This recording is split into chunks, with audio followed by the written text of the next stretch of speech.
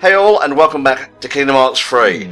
Well, I don't know how she did it. She must have used some powerful magic, but Larxene went ahead and turned Elsa's ice wall into a gigantic, labyrinthine building with tons of twisting corridors and like shifting panels and whatnot, and tons of heartless and nobodies in here. So kudos for her. She's making a lot out of a little.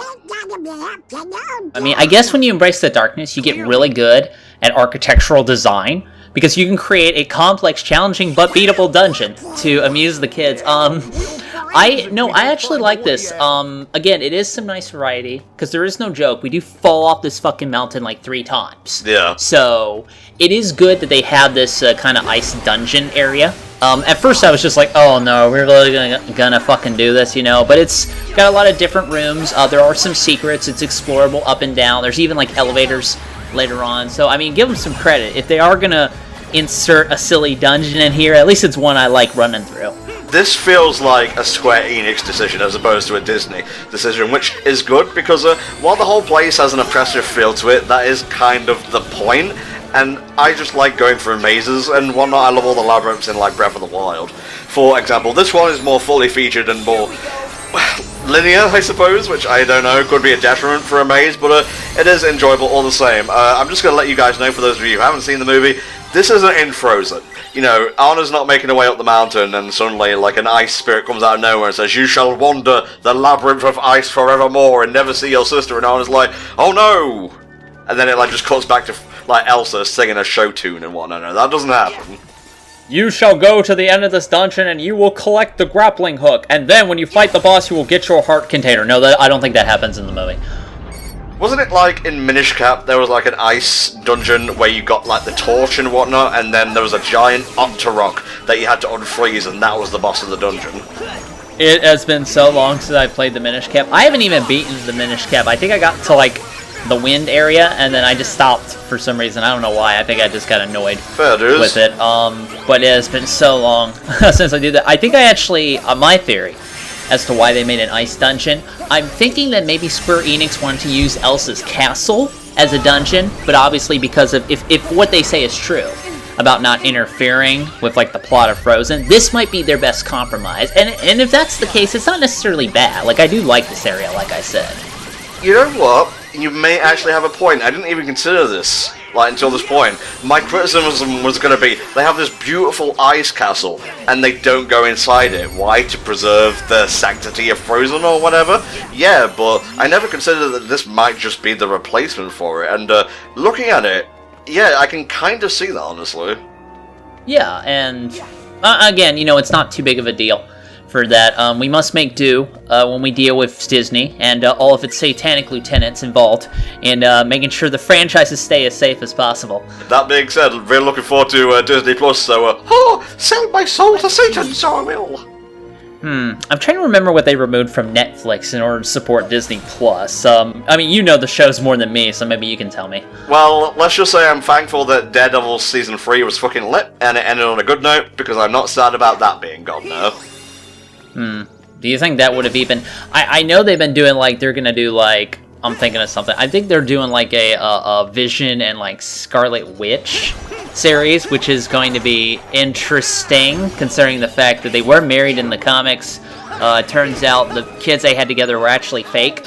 And I think that led to the events of House of M, so that's going to be a fun season. Woohoo! Yeah, let's not get into that during this happy-go-lucky Kingdom Hearts playthrough. But I think if they adapted it on the more recent Vision comics, like the ones with the murderous wife and kids, where Vision has a robot wife, I think that could be interesting. Oh, just before we ignore these guys any further, we were wondering what Larxene's nobodies were going to be, because they never appeared during Chain of Memories, and obviously not during Kingdom Hearts 2, not even in Final Mix, because she was dead as fuck. But these are the ninjas. They're sprightly, they're fightly, they're kind of annoying at times, honestly, but hey, what's a ninja about a little bit of an annoyance factor? Their big thing is that they, you know, run around and use their lightning attacks. If you can catch them with a block, you can counter them pretty easily. Really, the problem with fighting guys in here is not necessarily the ninjas, but it's the fact that these shitty ice towers come up in the middle of the floor, especially when you're doing a combo, to make sure they interrupt you. So that's actually more challenging. Yeah, so I apologise in advance if my combat gameplay is, let's just say, it needs to thaw a little bit. It's a little bit cool, as it were, throughout this place. Now, another big gimmick of this area is that when you spin around these pillars, you'll move parts of the castle, and you can actually do that to kind of unlock additional passages and treasure chests, things like that. So, it really does feel like a Zelda dungeon. I mean, earlier I made that Zelda dungeon joke, but it really feels like that to a degree, actually. It's no ice mansion with the Yetis and whatnot, and the slowly making the soup as godly as you can make it, but it's a pretty cool ice-themed dungeon all the same. Yeah, just get inside my yo-yo. Nom nom nom nom nom, there we go. Yeah, you gotta feed the yo-yo every so often, I suppose. Did you notice it had the googly eyes from Boo's costume on the top of it? I vaguely saw that, yes, so that's a good little touch.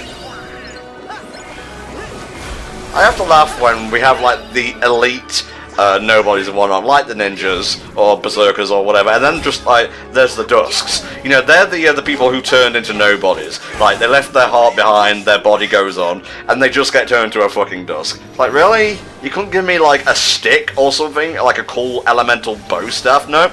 I guess you weren't strong enough. I wonder what nobody I would turn into if I got killed in the Kingdom Hearts world. Not in real life, no, I would just be the corpse. That'd be the least threatening one.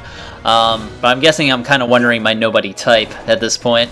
I guess, you're an intelligent lad, you're hardworking and whatnot, so I would say you would be, maybe Zexion's nobodies? Scholars, maybe? I don't remember those that well. What did they do? No, they haven't been featured in Kingdom Hearts at all. I'm just going by what job classes I remember from Kingdom Hearts, because people, I think in the comment section, or maybe it was on like V or something, they were trying to figure out what Vexen's nobodies would be, what Lexius's would be, using job classes from Kingdom Hearts. I'm not sure if Scholar is one, I'm just spitballing here.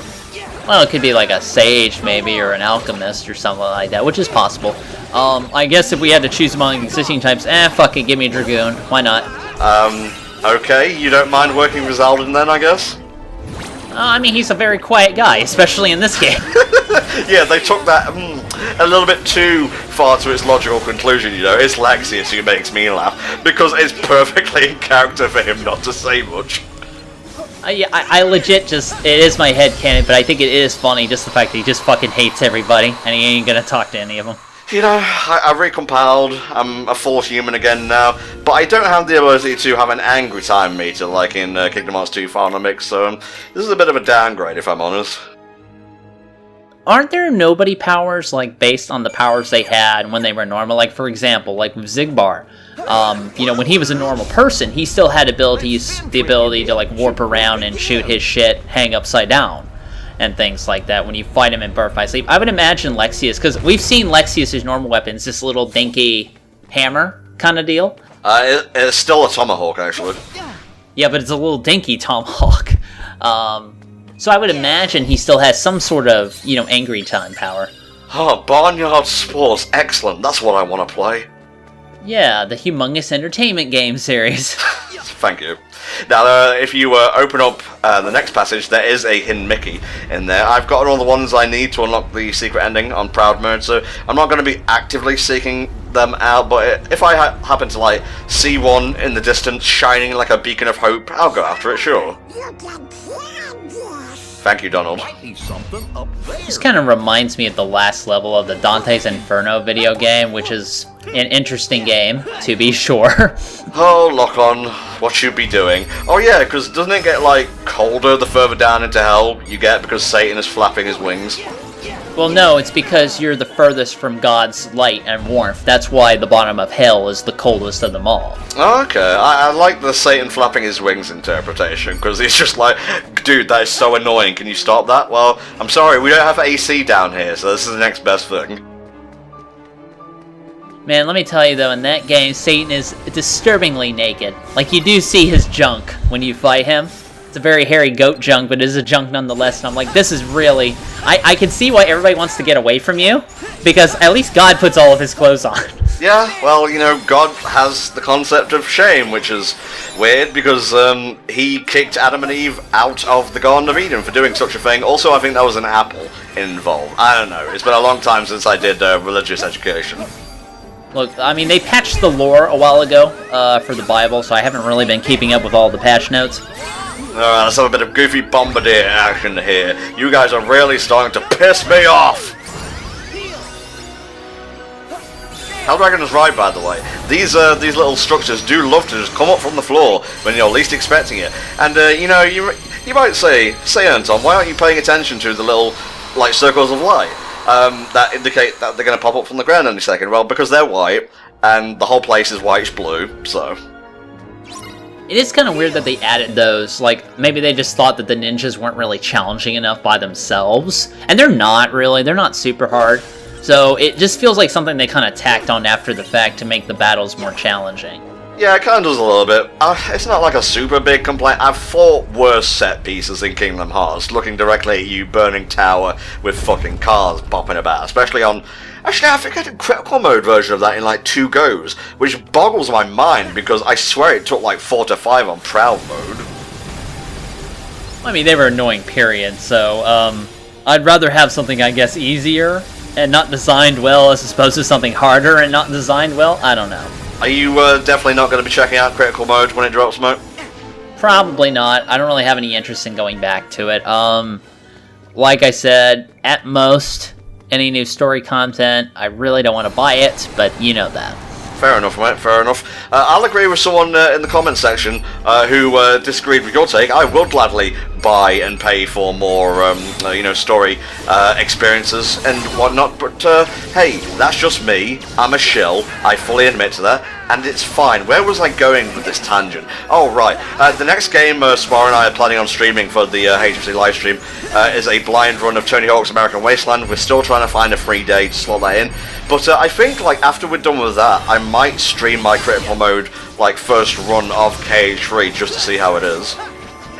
Man, you are using way more shot locks than I ever bothered to do, because I legit kept forgetting that shot locking was an ability. I mostly just used it to gun over to enemies. Like, when I play this game, I'm shotgunning everywhere. Just gunning down the immediate next enemy, comboing him to death, and then moving on to the next one. I keep forgetting to use my lasers, which is sad. Well, I mean, the game's giving me tons of tools. Why would I not use them? Yeah, I mean, like, they do kind of throw a lot of stuff at you. And again, I know you don't like this, but this is a good comparison with, again, Devil May Cry, because in that game, Dante gets a ton of tools and a ton of moves to use, and it's up to you to kind of combo them together. And I will definitely say, based on my own exposure with both games, a little bit more coherent in doing that in Devil May Cry, as opposed to this one, where they just kind of hand you stuff, but they don't really flow together as much. No, not particularly, but you know, DMC is just that sort of series where it's more geared towards, you know, plateauing upgrades to make you feel like you're getting stronger and stronger and stronger. And Kingdom Hearts does that to a degree, but, you know, maybe not as fluently as an action game is. Withstand combo, pretty good. I'm not entirely sure if it takes the place of, like, Once More or Second Chance, but it's good to have on, whatever the situation. And Fundara, our Thunder magic is slowly getting stronger and stronger. We're on the errors now. It is the era of error. I would definitely advise trying to get Thundar and Firaga, you know, the big fire and thunder spells, because you are going to get a lot of mileage out of them. Fire is, it's effective against most things in the game. Everything burns. Everything will burn. Yeah, fire tends to work across the board, yes. There's the way out. I believe there's a couple of other chambers around here. There's, like, one filled to the brim with those, like, Lady Heartless from the Kingdom of Corona, so maybe check that out if you need some more EXP and whatnot. I'm doing fine right now. I've even got some Damascus and whatnot, so let's get the hell out of this fucking ice labyrinth. And go to a flatter ice area, you know, kind of switch one thing for another, really. I mean, it's going to be ice no matter what. This is Arendelle, after all. Its defining feature, even when Elsa wasn't bopping about, you know, using magic irresponsibly, was that it was mostly covered in ice. Like, they farmed for ice at the start of the film. farm for ice, gotta grow the ice out there. It's a good export. A fresh batch of ice. Oh, a little baby ice cube. Oh, that's adorable. I made myself squee. Gone up in that direction. The Goofy is wise. Okay, Follow the come Goofy. He knows the way. Alright, Donald, start shoveling. Let's use Donald as a shovel. His beak is like a fucking spade as is. True, I mean, you would get a lot of mileage out of that. One thing I remember of Donald, like just off the top of my head, is I forget what Christmas special it was. It might be Mickey's Once Upon a Christmas. It was the 2D animated one. It's basically Groundhog Day for Huey, Dewey, and Louie, and they eventually get the timeline right, where they're not selfish pricks, and they make a sled for Donald. And as he's being pushed down the hill by them, the whole thing just comes apart till he's like essentially on skis and whatnot. It's pretty funny. Wow. That tends to happen surprisingly a lot with like Christmas stuff. Like I remember that one Sesame Street movie where Elmo wants Christmas like all the time, every day, but then like after like a month of it, it just starts to get really depressing and sad actually. So that seems to kind of be the point of compromise for a lot of people. Well, I mean, the more you have of something, the less special it is, which I guess goes some way to like explaining why people were maybe a bit burnt out on Kingdom Hearts 3 by the time it rolled around, because there were like loads of Kingdom Hearts games in the interim, and you know, this was made by Osaka instead of like the Tokyo branch, so they're still playing a game by the same people. You can see the same hallmarks and whatnot, so I don't know. In the end, it's not really like Osaka Team's fault. This is very clearly their best game, the best game they've made in the Kingdom Hearts series by a fucking metric ton, as it were, which is not distant space, but whatever, I'll just roll with it. And you know, gotta make that Final Fantasy VII remake or people will get mad. Are they even working on that? Because I have not heard hide nor hair of it for quite a while, actually. Last I checked, I think Nomura said he had just had just finished up rendering one of Cloud's hairs on his head, so that was a month well spent. No, that's pretty good. Now we just have to get the rest of them, and then in the middle of development, of course, sometimes they may be thinking, oh, well, he's got a stubble at this point, better get that too. Yep, oh Jesus. Look at this Goofy Bombardier with nary a human soul to use it on, so let's do it on Heartless instead. I think that's a little bit of a waste, but, you know, kill these godless heathens. Yes, Bats, I see you there. You don't have bat rage in your heart nearly as much these days, mate. What happened to you? I turned 31, Tom. That's what happened. Yeah, time, motherfucker. Time is what happened. Fuck me. I mean, when did we start this series? I think I was like, I'm trying to think how old I was. 20... When did we do Kingdom Hearts 1? That was back in like 2008? 2009? It may have even been slightly before that, because HFC itself was formed in 2008, but we were working together like shortly before that, so... Okay, so let's say... Let's give the rough of 2009, 2010. I was 19 or 20, roughly, when we first started talking over this. And over time, man, shit has just been interesting, as it tends to be when you slowly become an adult against your will, so... Yeah, in some ways it's better, some ways it's kind of stayed the same, but I'm glad to be where I am right now recording this with you, and I really hope you guys have been enjoying the playthrough as well, because, you know me, I love just talking in general. I am an obnoxious shite, but give me Sonic, give me Kingdom Hearts, give me Pokemon, give me Smash Bros. I'm a happy camper, really. They're probably my favourite series to talk over. Just give me all the Nintendo products, you know. Apparently they're making like a... Oh, okay, maybe there's a cutscene. We'll see what's happening, then I'll talk about... Oh, no, okay. It's okay. It's just pointless shilling. Also, I ran past the most obvious hidden Mickey in the world, by the way. Don't worry. The shame is deep within my heart. I've got to let it go. So, yeah, they do all of Let It Go. Kind of interesting. I haven't seen the movie. This is kind of the first time I've really sat down to listen to this. This is obviously a very famous song. For a long while, it was getting a lot of play. Now, as a movie, I get it, that's fine, but I'm sitting here, I'm playing a video game, I'm like, can I continue the game now? Because, no, I mean, I know this sounds like huge first world problem kind of thing, but I don't care. I want to play the game. I don't want to sit there for legit 3 minutes listening to a painfully accurate reenactment of Let It Go from the film. I want to play my silly anime game, you know? Is that too much to ask? Oh, if only that, like, glove that Elsa threw off, like, smacked Donald in the face. That would have been amazing. Now, I did compare this to the actual movie, and it is very close. As we've said before, they've really gone a long way to make sure shit matches for that. Now, my question, is this gonna trip anything? Because, you know, you were talking about the algorithms last time. Now, obviously, I won't know until it goes up, the commentary version, but the non-commentary version, no, it didn't. That's so weird. That's really weird. Not a block, not a content ID thing, but, you know, they, content ID fucking Do You Want to Make a Snowman? And that was a version of the song that had a character fucking talking over it. Yeah. Huh? What? That doesn't make any fucking sense! No, just don't. I will say, it actually improves the original Let It Go sequence in several areas. Like, this cut here, for example, like, I love how it just goes directly into running up the stairs. I swear that was a camera cut, for lack of a better term, in the original. And they also fixed a flub with Elsa's hair clipping through her arm, her ponytail, so get ready for that in a second. But it's a gorgeous sequence. You know me, I wanted more singing and, like, Disney musical stuff in Kingdom Hearts, so I'm fine with this.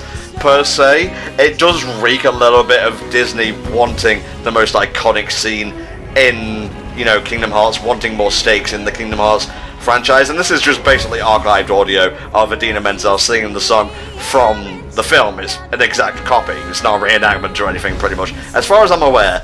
But, yeah, I don't know, what would you even replace this with? I don't know. I did want to mention, kind of went a little long there, but I did want to mention that, I don't know if they patched this out, but because they used a lot of computers to render this, at one point in like 1 second, you can see a flash frame of a watermark from a program used to render this that was not registered. I don't know if that's patched out, but you can see it if you look hard enough, and I thought that was funny. Not the first time that's happened in Kingdom Hearts, I believe. You know when she flips her ponytail over and it cuts? In the original movie, that did not cut, and it clipped through her arm. Oh no.